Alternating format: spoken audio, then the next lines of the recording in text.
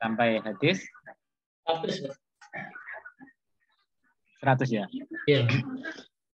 Idza ra'aitum nalikane ningali sapa sira ar-rajula ing wong lanang ya tadu ingkang biasaake sapa wong lanang al masajida ing pira-pira masjid fashhadu mestinya apa itu fashhadu maka nyaksanono sapa sira kabeh lahu kedue wong mau kedua ar-rajul bil imani kelawan iman. Rawahu ngriwatake hadis sapa Al-Baihaqi sapa Imam Al-Baihaqi an Abi Sa'idin saking Abi Sa'id Al-Khudri. Jadi hadis ini menceritakan kalau kamu melihat seorang laki-laki itu terbiasa di masjid, maka saksikanlah bahwasanya orang itu punya iman di dalam hatinya. Maka para ulama itu berbeda pendapat masalah yang dimaksud dengan terbiasa di masjid. Ada yang mengatakan bahwasanya orang laki-laki itu biasa duduk-duduk di masjid untuk nunggu sholat jamaah. Karena masjid itu adalah surganya dunia. Nah, jadi kalau Anda sering berada di masjid, itu bisa menjadikan sebab Anda sampai kepada surganya Allah yang berada di akhirat. Ini tafsiran pertama. Tafsiran yang kedua, tidak harus duduk-duduk di masjid. Ada yang mengatakan artinya hatinya itu selalu terikat, selalu teringat sama masjid. Jadi dia mungkin cuma sholat jamaah toh.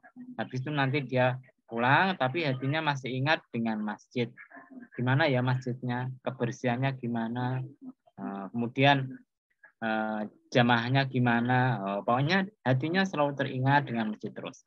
Ini tafsiran yang kedua. Kemudian tafsiran yang ketiga, dia ini cinta banget dengan masjid. Dan dia itu selalu membiasakan diri untuk sholat berjamaah, menunggu setiap kali waktunya datang. Dia tidak harus duduk-duduk terus. Cuma dia senang sama masjid, kemudian dia rajin sholat jamaah, itu sudah dianggap ya tadu al-masajid ini.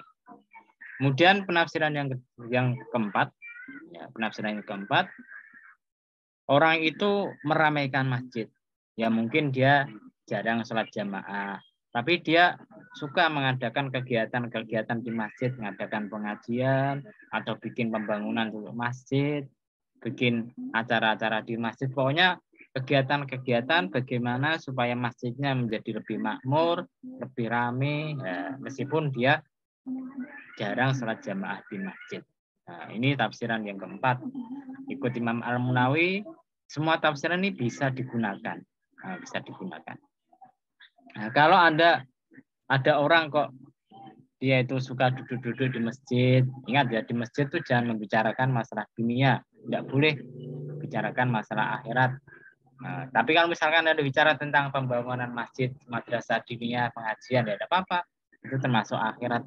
Nah, atau ada orang itu hatinya selalu teringat sama masjid, kemudian atau dia cinta sama masjid, suka iktikaf, suka sholat jamaah, atau mungkin jarang tapi suka meramaikan, maka Rasulullah mengatakan fashhadu lahu bil iman, saksikanlah bahwasanya dalam hatinya itu ada iman. Artinya dia itu bukan orang yang munafik.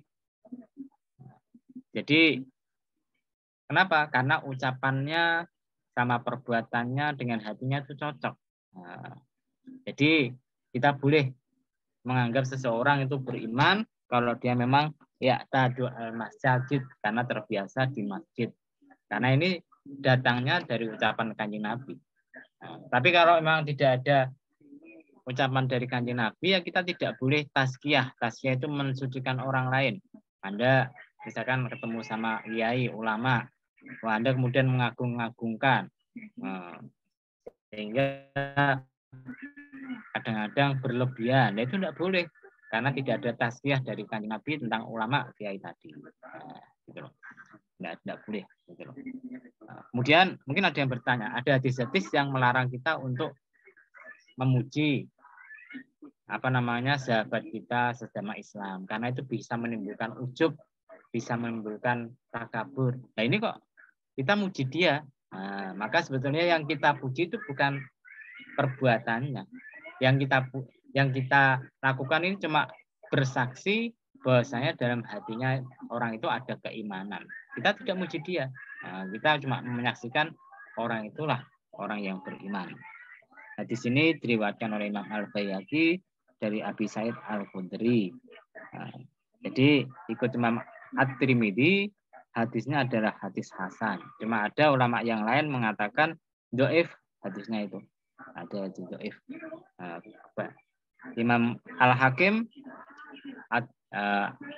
dalam kitabnya Al-Mustadrak Al-Shahihah ini mengatakan ini sahih, cuma kemudian sama Imam Adzabi beliau tidak cocok karena bagi dia hadisnya ini ada rawi yang suka meriwayatkan hadis